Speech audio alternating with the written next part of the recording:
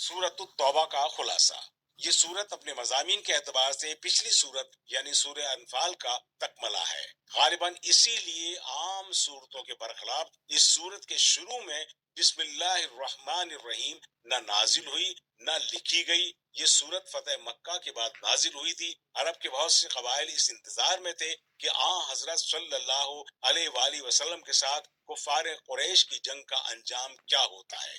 جب قریش نے حدیبیہ والا معاہدہ توڑ دیا تو حضرت صلی اللہ علیہ وآلہ وسلم نے مکہ مکرمہ پر حملہ کیا اور کسی خاص خون ریزی کے بغیر اسے فتح کر لیا۔ اس موقع پر کفار کی کمر ٹوٹ چکی تھی۔ البتہ آخری تدابیر کے طور پر قبیلہ حوازن نے ایک بڑا لشکر مسلمانوں سے مقابلے کے لیے جمع کیا، جس سے حنین کی وادی میں آخری بڑی جنگ ہوئی اور شروع میں معمولی ہزیمت کے بعد مسلمانوں کو اس میں بھی فتح ہوئی۔ اس جنگ کے بعض واقعات بھی اس صورت میں بیان ہوئے ہیں۔ اب عرب کے جو قبائل قریش کی وجہ سے اسلام قبول کرنے سے ڈرتے تھے یا ان کی جنگوں کے آخری انجام کے منتظر تھے، ان کے دل سے اسلام کے خلاف ہر رکاوٹ دور ہو گئی اور وہ جوگ در جوگ مدینہ منورہ آ کر مسلمان ہوئے، اور اسی طرح جزیرہ عرب کے بیشتر علاقے پر اسلام کا پرچم لہرانے لگا۔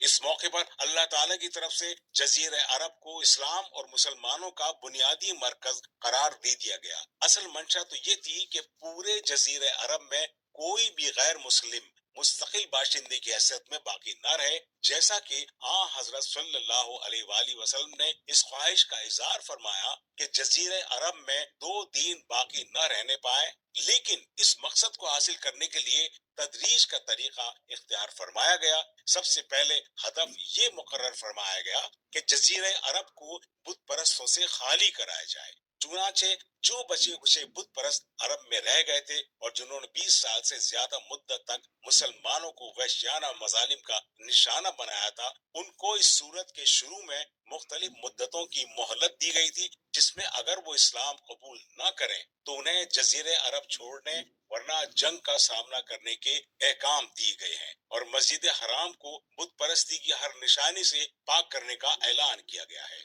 اس ہدف کے پورا ہونے کے بعد جزیرہ عرب کی مکمل صفائی کا دوسرا مرحلہ یہود و نصارہ کو وہاں سے نکالنے کا تھا۔ حضرت صلی اللہ علیہ وآلہ وسلم کی حیات طیبہ میں یہ مرحلہ مکمل نہیں ہو سکا تھا، لیکن آپ صلی اللہ علیہ وآلہ وسلم نے اس کی وصیت فرما دی تھی، جیسا کہ آیت نمبر 29 کے تحت اس کی وضاحت آنے والی ہے۔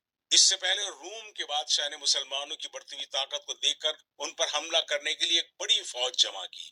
حضرت صلی اللہ علیہ وآلہ وسلم پیش قدمی کر کے اس مقابلے کے لیے تبوک تک تشریف لے گئے۔ اس صورت کا بہت بڑا حصہ اس مہم کے مختلف پہلوؤں پر روشنی ڈالتا ہے۔ منافقین کی ماندانہ کاروائیاں مسلسل جاری تھیں۔ اس صورت میں ان کی بدعنوانیوں کو بھی تشت اذبام کیا گیا ہے۔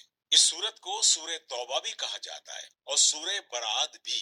برات اس لیے کہ اس کے شروع میں مشرکین سے برات اور دست برداری کا اعلان کیا گیا ہے، اور توبہ اس لیے کہ اس میں بعض ان صحابہ کرام رضی اللہ تعالیٰ عنہ کی توبہ قبول ہونے کا ذکر ہے جنہوں نے تبوک کی مہم میں حصہ نہیں لیا تھا اور بعد میں اپنی اس غلطی پر توبہ کی تھی۔